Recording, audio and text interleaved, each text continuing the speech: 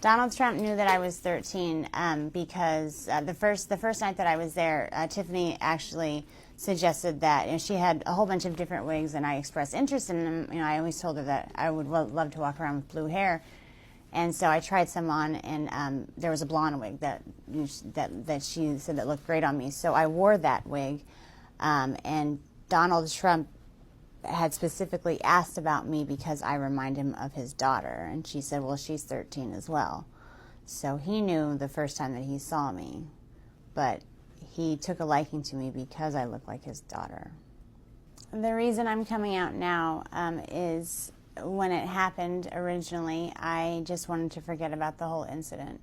And when I saw that he was running for president, I felt it was my responsibility to come out and tell our country what kind of man this person is. I don't think that he should even be the dog catcher, let alone running the greatest country in the world. After I met Tiffany at the bus station, she took me to, basically went to her house, her apartment, and got ready. I put on a blonde wig because it seemed fun to pretend to be someone different, but we went to the party that I was basically interviewing for, and Jeffrey Epstein was the one that was running the party.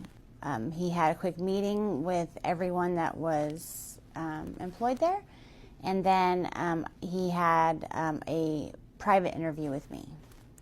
The first time that I met Jeffrey Epstein, he did try to force himself inside of me without getting the go-ahead or anything, and then it was probably about the third or fourth party is when he basically forced, it was another massage, and it was basically like, it wasn't sex, but there was penetration, and I told him that I didn't want that, but he kind of got a little irritated. So I don't know, there was something about him that I guess I kind of held him, like I held a lot of resentment towards him. By that time that happened, I kind of already started catching on that maybe I wasn't there for modeling, and maybe I was just getting used for things, and I felt that kind of held him responsible. I did receive money to go to these parties. After every party, I was paid by Mr. Epstein. There wasn't, out of all the girls that were there with me, most of them were 13, 14. I think the oldest one might have been 16, just turned 16. And she'd been there for a while. It was Tiffany. He liked to watch other people have sex. He's a germ, doesn't like germs, so he, rather than partaking, he just watches. So and Tiffany had informed him that I was the virgin, and so I was basically, so it was Tiffany who introduced us. Okay. Second time that I saw Mr. Trump was same scenario. He was onlooking at an orgy, and Tiffany came over to me and said that Donald Trump had requested that I perform oral sex on him, and I'd never done something like that with anybody, so I was a little nervous. So I walked up to him, and he was sitting there very proud, and I just kind of moved in that direction, and he kind of slapped me away and said, "What are you doing? You know, you need to put a condom on," like I was some dirty filth or something without a condom.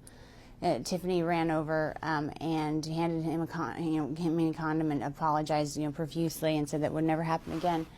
And she looked at me and scolded me basically like a child and said that, that's not how, Donald Trump always, anytime you touch his penis, it needs to have a condom on or a glove, and especially when it comes to performing oral sex. So I apologized, and then I performed oral sex on him. And once again, once he was done, he hopped up, and that's the last I saw of him at that party. It's like once he's done, he's out. So. Okay. Sometimes before some of the things that I noticed that were weird with him was sometimes before the parties he would come over, and Jeffrey Epstein and himself would kind of banter back and forth, and he was Donald Trump was very racist. He said a lot of racist things. Like there was a lot of comments towards Mr. Epstein about being Jewish. And called him a Jew bastard, so that he was cheap. And there was some words I didn't even understand. Something about the shape of his penis being directly related to his mole. Or I'm not too familiar with the the Jewish traditions. So, but I'm pretty sure that whatever he was saying wasn't very nice. Also referred to, people of Hispanic or, Hispanic name, they called them spics. That was around the first time that the World Trade Center had gotten the bombed in the 90s. And he was, talking about the towel heads and how, we would just be better off if we, didn't let him in, or, basically got rid of every single one that was already here. And I felt it made me really uncomfortable, really, really uncomfortable. He also loved to call black people niggers, and Arabic people he called sand niggers. The only time that he tried to give me some money was our last encounter together, where he acted out a rape fantasy. I was forced to give that money back because Jeffrey Epstein paid us after the party. So, but he just gave me the money. I don't even know why he gave it to me. Maybe to make me feel more cheap, but it was a pretty. It was a rape fantasy to him, but I wasn't playing. So.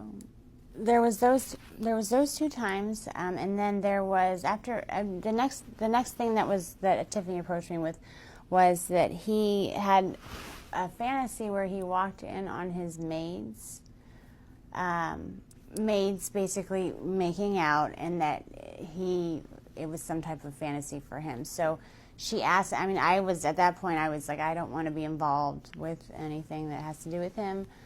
But she's like, you were just basically the other one. So there's nothing that you will have to do. Just don't, he's requesting you to be involved. So I reluctantly, I felt like I didn't have a choice there. But it was basically he's walking in, his 2 maids. I was one of the maids. I was the white maid.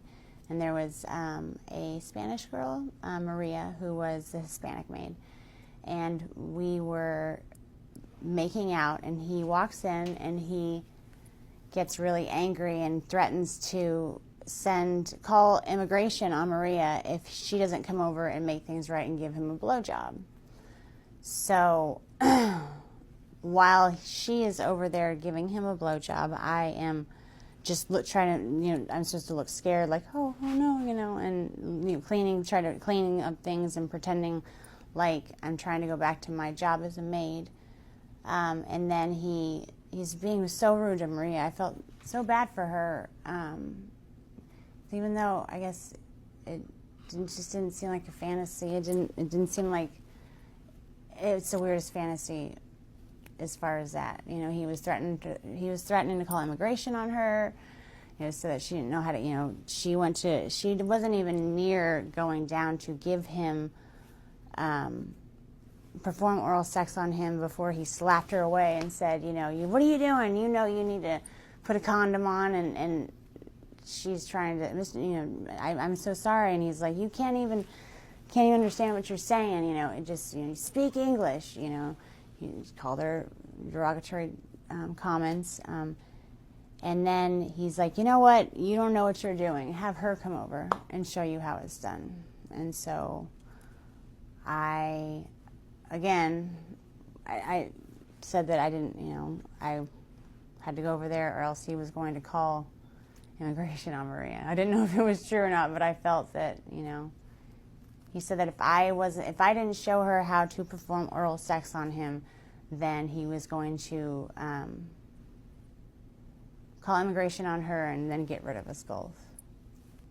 You know, it was anything that was in relation to him getting off or being satisfied or happy had to do with him being in power, but extreme power, and it's very hard to even. It was always intimidating when he was like that. It was always, you didn't really know if it was true or. I mean, like if you refused to play along, would he really call immigration on Maria? Would he really get rid of us both? And I didn't even want to know what that meant. You know, I always didn't. It wasn't a game. It just felt like it wasn't a game. Yeah. The one night that I had the blonde wig on, he mentioned that I looked like, you know, I looked like to, you know, that I reminded him of his daughter. And actually, the maid fantasy, I didn't have a blonde wig on. I was trying to stay away from blonde wigs at the time. But he actually told Tiffany that that's what he wanted me to wear. Like, he wanted it, and anytime I put it on, anytime I had it on and he'd see me, he would say, "Oh man, you look," and it wasn't like "Oh, you remind me of my daughter." It was this sick, evil, like, you remind me of my daughter. It was just this weird pleasure, sick smile. Like, I don't even want to know what he was thinking about. I could imagine what he was thinking about. After the parties would end, we were to report to Mr. Epstein and basically tell him everything that happened, with who, what they liked, what they disliked, if there was any requests, if there was any talk about anything. That's what, you know, we told Mr. Epstein everything. And then he paid us, and then we got to go home. And with me, you know, I would either, you know, I normally got taken to the airport, you know, so to go back home. The fact that Trump has a chance to be the next president makes me feel disgusting inside. I've always been proud to be an American. I think we live in a beautiful country. But I just see him ruining everything. He's a horrible, what he portrays on the outside isn't even that great, but people don't even know the half of how evil, how sick and twisted that man is. I have a friend that's been my friend ever since the school year that I stopped going, you know, the 8th grade. I confided her, and she knows all about it. She knows everything. I mean, I destroyed everything of, like, you know, any planes. I couldn't risk my dad finding out. And now I think I'm old enough to where I don't think, you know, at that point I didn't want to not be his little girl, you know. I didn't want to lose my dad. Basically, I would never, as far as keeping proof of any of the trips, the only person, I never told my parents, you know, there would be no happy, you know, there would be no good outcome of telling my parents. You know, they would have grounded me. I would have never been allowed out of the house. You know, my father would have come unglued. I did tell a friend, she's still my best friend to this day. She knows everything. She knows it all. I'm prepared to do whatever it takes to save the country that I believe that we have. I know what he does behind closed doors. Like, if that's all, I'm willing to sacrifice my life to put our country back in the right, like going maybe in some type of positive direction. Not even, there's no right or wrong, but a positive direction. This guy's not going to take us anywhere positive. You know, as far as my life changing by coming out with this information, I've thought long and hard about whether or not I should. And I've gone back and forth. But I think that I think that the American people need to know what kind of man this person is. And if my life changes because of that, then so be it. But the American people need to know what they're dealing with. If I had the chance to talk to Donald Trump, I would run the other way. I'm scared of him like I've never been scared of anything else in my entire life. I can't explain it to you, but the fear of him even being in the next room, I have a panic attacks. The last encounter that I had with Donald Trump, Tiffany approached me about a rape scene that was supposed to be played out, and I didn't like the sound of that at all. But Tiffany promised, assured me that it wasn't going to be, if it was anything I wasn't comfortable with, we could stop. That she would be right there, and that it wouldn't get out of hand, and that it was a fantasy, like it wasn't really going to happen. And so I told her that I would. She basically, Tiffany was always nice to me. It wasn't that I trusted her, else and I wouldn't always trusted her or done what she asked me to. But she was there, and he came in, and I was basically tied to a bed with pantyhose, and he tied him.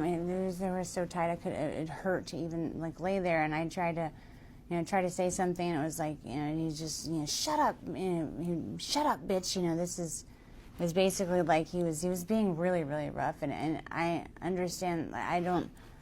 It just didn't seem like a fantasy. And I started to get scared, and he was, basically ripping my clothes off, and I was actually I got freaked out. I told him that I didn't want to do this.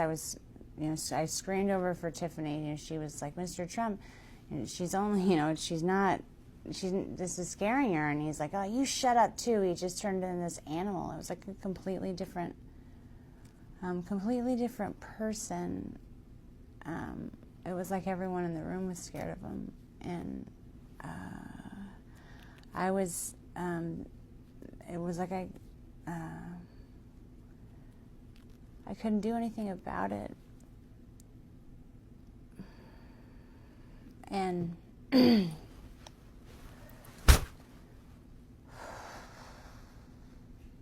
he ripped off all my clothes, and he started to basically have sex with me, and I was screaming because I'd never had sex before. It was my first time, and Tiffany was yelling at him too.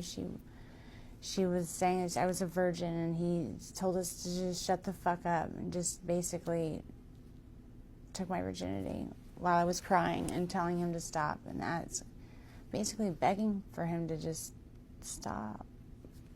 And Tiffany didn't know what else to do either. No one was there to help us, or me. And so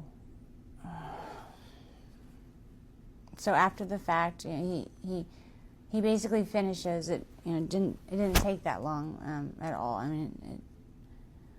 But it was just, it felt like it was 5.5 hours. It felt like it was an eternity. I don't even know how long it was, but he was done, and I was crying, and Tiffany was consulting me, and she was, apologizing. She told me that she just never put me in that situation again. But he comes over mad because I was crying, and he said that I should be thankful that someone like Donald Trump took my virginity. He basically didn't say took my virginity. He said I should be glad that someone like Donald Trump popped my cherry, and not some pimply little 14-year-old. And I just was like, what if I said, what if I get pregnant? Not even talking to him. I didn't want to talk to him. I was talking to Tiffany. And he said, well, you'll get an abortion then, bitch, and then just walked away. And I asked, I went out. I told Tiffany I needed to go home. I never went back again.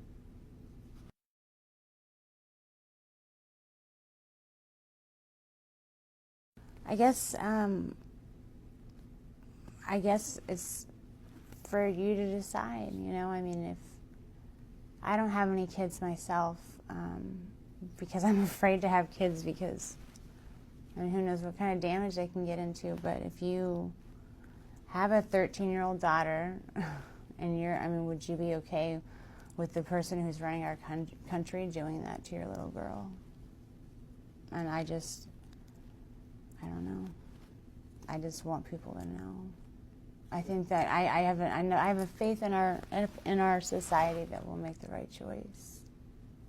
He seemed to be taking great pleasure in like dominance and control, and just the more I screamed, the more I got scared, the more he was enraged and enraged with power, and it was like he was just charged with it. It was scary. My experience with Donald Trump has made it to where I can't be in a healthy relationship, much less I can't be in a relationship without myself sabotaging it. I don't do well.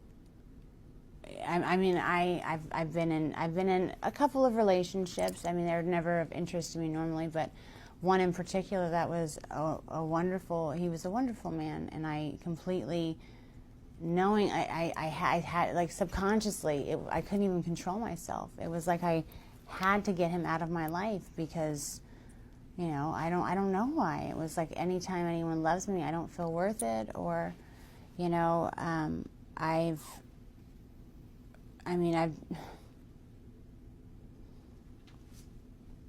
I don't even know how to explain it. Like, I can't.